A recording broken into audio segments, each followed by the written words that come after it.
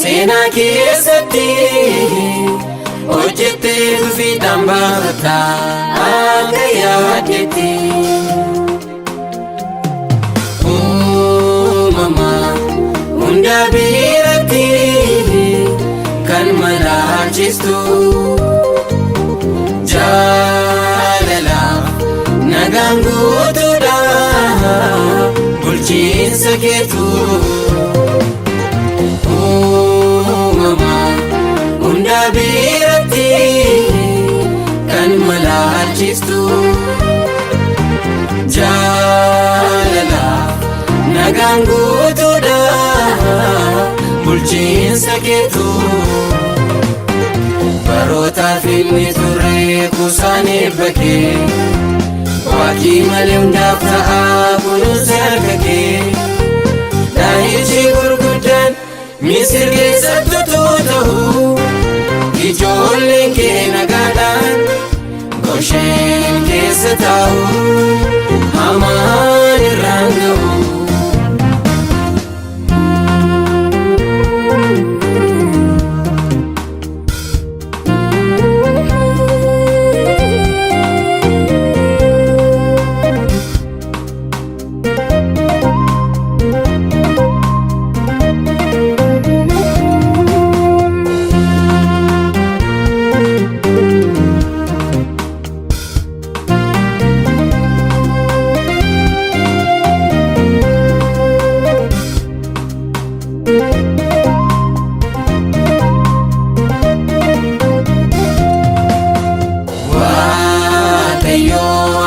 Namada garasa qulqulluu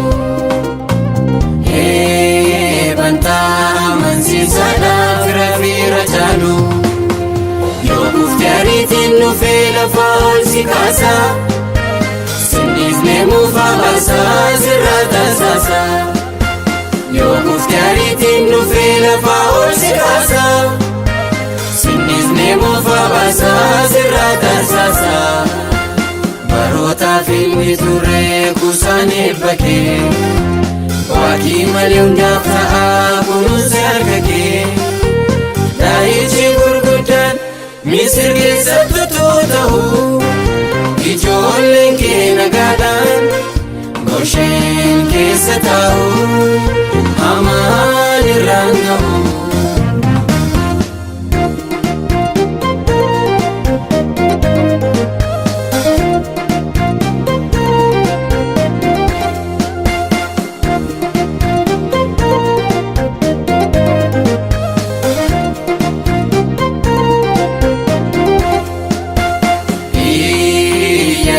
Siif hin dirmata gargaara siif ta'a fedhii gaara keetii biraan gooftaan si ga'a.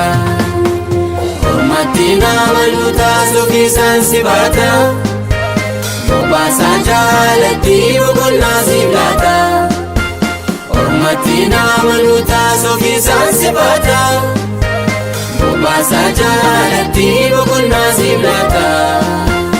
Barootaaf inni turre kuusaan eebba kee waaqii malee hundaaf ta'aa kunuunsa harka kee.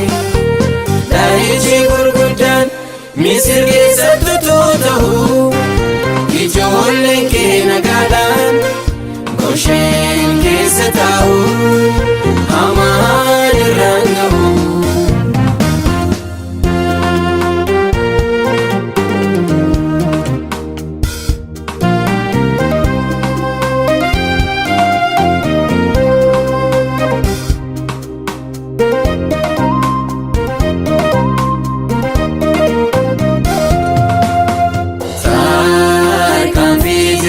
Taasisne hundumaa keessatti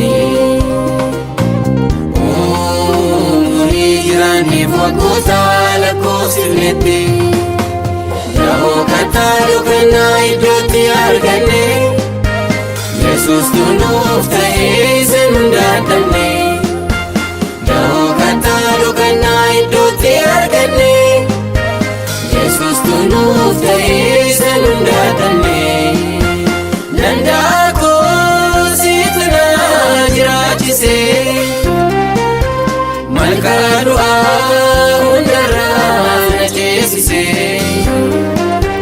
jaalallee koo situ na mana taasise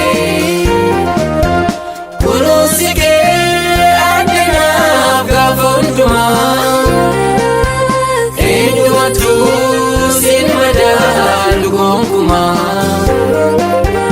himeensituu narraa qabda gaarumaa danda'a koo situ na jiraachise